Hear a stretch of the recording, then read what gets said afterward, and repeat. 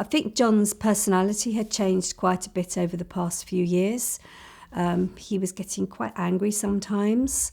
He wanted everything to be his way, and I think that's because he wanted control, because his mind wasn't able to cope with other people putting input. He struggled with our daughter, who was in her teenage years, so obviously she was battling to find her own feet, and they would lock horns quite a lot, and there were quite a few arguments happening there.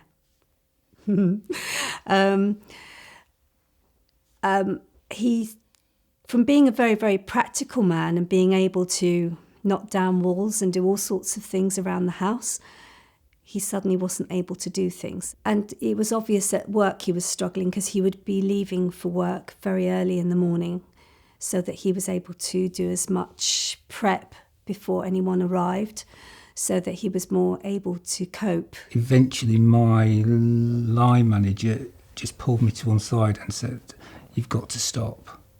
Go away for a couple of days, come back and we'll have a chat."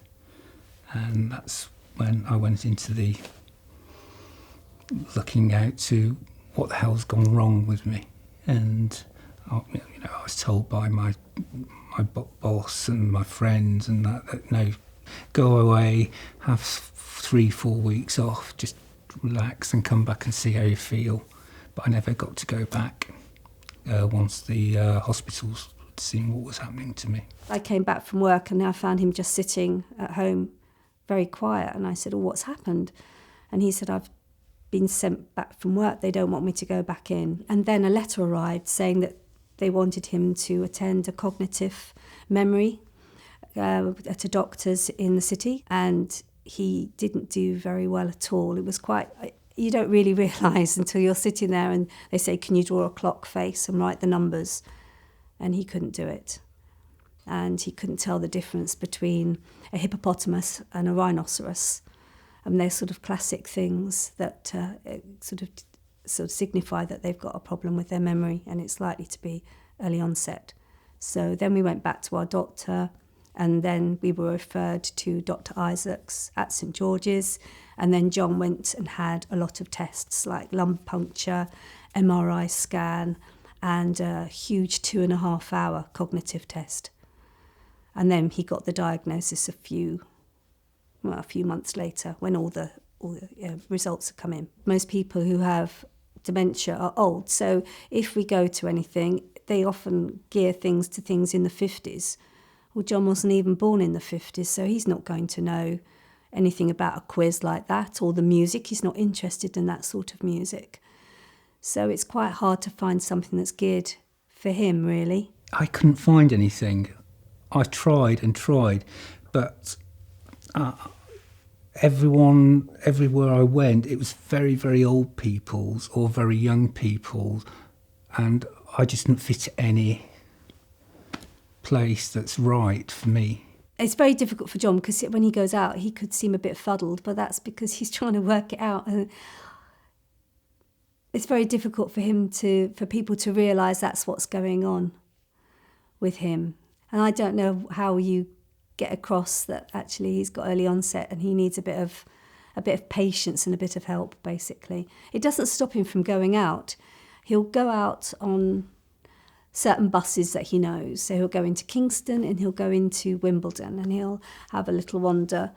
And then he also goes on his bike ride, but that is on a bike track, so he knows exactly where he's going and can come back. A good day is, it could be just someone saying, "Oh, hello," as you're walking down the road, or something, someone I know, and just says, "Oh, hello, how are you today?" And that makes a big difference to me. And some days there's no one to talk to or anything. It's a very lonely sort of life I live now. It's been tough, but at least now we know what was wrong, because it was really worrying to begin with. I didn't know what was going on. And when he was getting cross with me, I thought it was me that was a problem. And now I understand it was the disease, the dementia. So at least we've got that answer. And for my daughter, although she struggled a lot, because she's only 20 now with her dad having this, she's realised all the years before when she was struggling with him, it was the disease and it wasn't her dad. It's not all bad. I'm getting to spend more time with Jon now. And he remembers quite a lot of stuff. I think what's quite useful is that I've been with Jon since the mid-80s. So what's great is I do know a lot about his past, so we can have a lot of chats about things like that. It's made us get back in contact with a lot of friends from that era when we first got together, and they've been hugely supportive. Jon's become far more caring of other people. Before he was quite an ambitious, ruthless person in television. You were. I know. And now he's quite caring of others. So he sees people and he wants to help them, which is quite nice.